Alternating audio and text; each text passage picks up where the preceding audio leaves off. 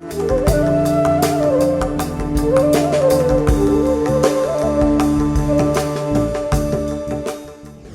ஸ்ரீ குருப்பியோ நமக. தி இந்து தமிழ் இணையதள நேயர்களுக்கு வணக்கம். 25/2/2016 முதல் 2/3/2016 வரை உள்ள இந்த வார ராசி பலன்களை பார்ப்போம். மேஷராசி நேயர்களே, உங்கள் ராசிக்கு 5ஆம் இடத்தில் குருவும் 11ஆம் இடத்தில் சூரியன், புதன், கேது ஆகியோரும் உலவுவது விசேடமாகும். எதிர்ப்புகளை கடந்து வாழ்வில் முன்னேற்றம் காண்பீர்கள். நல்லவர்கள் உங்களுக்கு ஆதரவாக இருப்பார்கள். பொருளாதார நிலையில் வளர்ச்சிக்கான சந்தர்ப்பம் கூடி வரும். வார பின்பகுதியில் சந்திரன் உங்கள் ராசிக்கு 8ஆம் இடம் மாறி சனியுடன் கூடுவதால் சிறு சிறு சங்கடங்கள் உண்டாகும். உடல் ஆரோக்கியத்தில் கவனம் செலுத்தி வருவது நல்லது. தாய் நலனிலும் அக்கறை தேவைப்படும். சனிக்கு பிரீதி பரிகாரங்களை தொடர்ந்து செய்து வருவது நல்லது.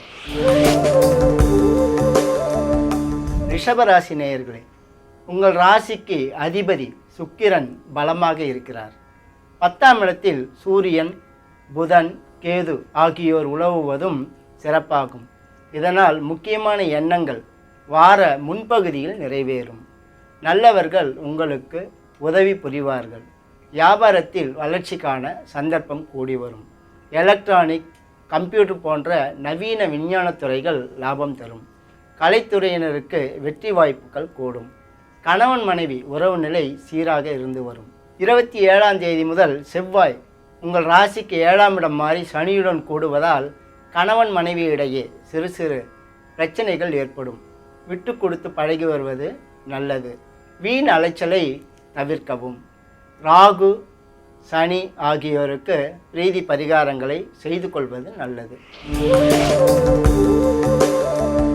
மிதுன ராசி நேயர்களே, உங்கள் ராசிக்கு 3ஆம் இடத்தில் ராகுவும் 6ஆம் இடத்தில் சனியும் உலவுவது சிறப்பாகும். இதனால் எதிர்ப்புகளை வெல்லும் சக்தி பிறக்கும். பயணத்தால் அனுகூலம் உண்டாகும்.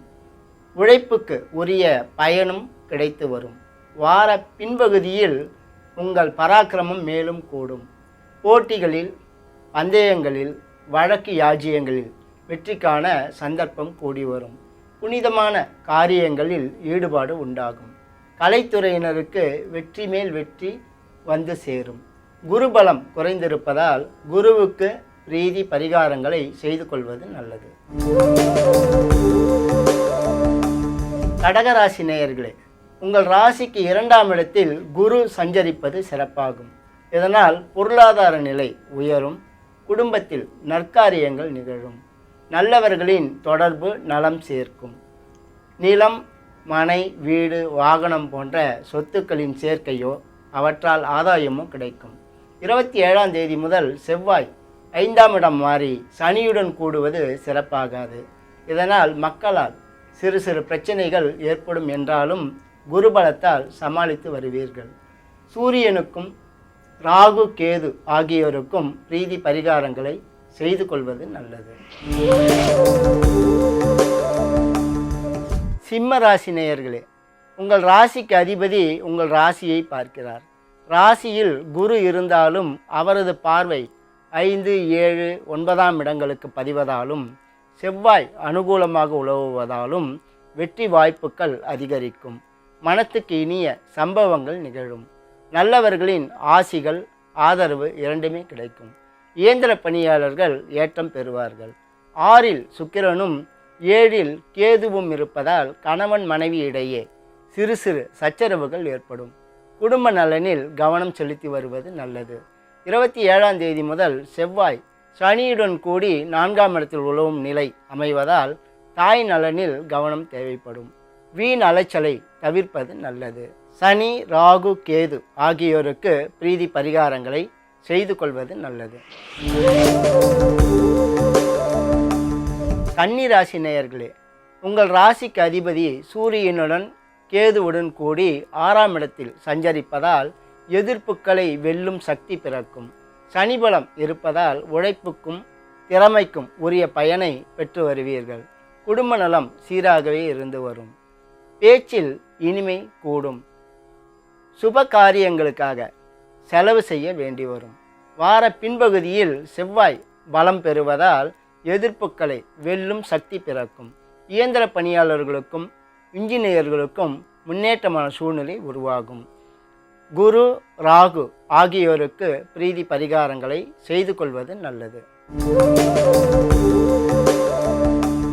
துளாராசி நேயர்களே, உங்கள் ராசிக்கு அதிபதி சுக்கிரன் 4ஆம் இடத்தில் வலுத்திருக்கிறார். இதனால் சுகம் சந்தோஷம் யாவும் பெருகும். மனத்துக்கு இனிய சம்பவங்கள் வாழ்க்கையில் நிகழும். குரு 11ஆம் இடத்தில் இருப்பதால் சுபகாரியங்கள் நிகழ சந்தர்ப்பம் உருவாகும். பொருளாதார நிலையில் அபிவிருத்தி காணலாம். பெரியவர்கள் தனவந்தர்கள் ஆகியோரது ஆதரவு கிடைக்கும். பயணத்தால் அனுகூலம் உண்டாகும். வார பின்பகுதியில் பணவரவு மேலும் கூடும். எதிர்பாராத திடீர் அதிர்ஷ்ட வாய்ப்புகளையும் பெறுவீர்கள். கணவன் மனைவி உறவு நிலை திருப்திகரமாக இருந்து வரும். மக்களால் சிறு சிறு பிரச்சனைகள் ஏற்படும் என்றாலும் சமாளித்து வருவீர்கள். சூரியன் கேது ஆகியோருக்கு பிரீதி பரிகாரங்களை செய்து கொள்வது நல்லதாகும். விருச்சிக ராசி நேயர்களே, உங்கள் ராசிக்கு அதிபதி 12இல் இருக்கிறார். ஜென்ம ராசியில் சனி உலவுகிறார். இதனால் உங்கள் உடல் ஆரோக்கியம் பாதிக்கப்படும். சரியாக கவனம் செலுத்தி வருவது நல்லது. வீண் அலைச்சலை தவிர்ப்பது அவசியமாகும். மருத்துவ செலவுகள் சற்று கூடும். சூரியன் 4இல் அமர்ந்து 10ஆம் இடத்தை பார்ப்பதால் செய்து வரும் தொழிலில் சீரான வளர்ச்சியை காணலாம். என்றாலும் அலைச்சல் அதிக உழைப்பு ஆகியவை ஏற்படும். இதனால் உடல் அசைதி உண்டாகும். பொருளாதாரம் சம்பந்தப்பட்ட காரியங்களில் விழிப்புடன் ஈடுபடுவது நல்லது. 27ஆம் தேதி முதல் உடல்நலம் சற்று சீராக அமையும். ராசிநாதன் செவ்வாய் ஜென்ம ராசியில் உலவுவதால் முக்கியமான ஒரு காரியங்களும் 27ஆம் தேதிக்கு மேல் நிறைவேறும். சனிக்கும் செவ்வாய்க்கும் பிரீதி பரிகாரங்களை செய்து கொள்வது நல்லது. தனுசு ராசி நேயர்களே, உங்கள் ராசிக்கு அதிபதி 9இல் அமர்ந்து உங்கள் ராசியை பார்ப்பது சிறப்பாகும். வார ஆரம்பத்தில் முக்கியமான எண்ணங்கள் ஈடேறும். பண நடமாட்டம் சீராக இருந்து வரும். புதிய பதவிகள் பட்டங்கள் ஆகியவை கிடைக்கும். ஆன்மீக பணியாளர்களுக்கு மதிப்பு உயரும்.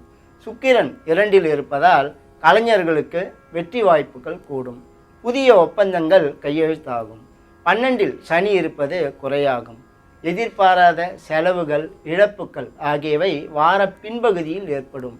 சனிக்கு பிரீதி பரிகாரங்களை தொடர்ந்து செய்து வருவது நல்லது. மகர ராசி நேயர்களே, உங்கள் ராசிக்கு அதிபதி சனி பலமாக இருக்கிறார்.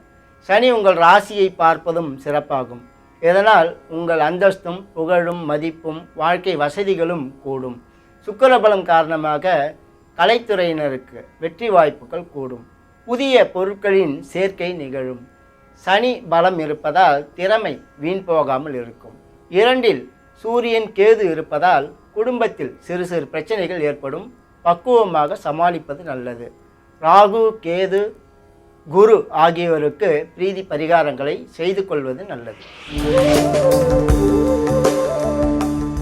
கும்பராசி நேயர்களே, வார ஆரம்பம் சாதாரணமாகவே காணப்படும். அதன் பிறகு 27ஆம் தேதி முதல் செவ்வாய் 10ஆம் இடம் மாறுவதால் செய்தொழிலில் அபிவிருத்திக்கான சந்தர்ப்பம் கூடி வரும். வேலை இல்லாதவர்கள் தகுந்ததொரு வாய்ப்பை பெறுவார்கள். குடும்ப நலம் சீராக இருந்து வரும்.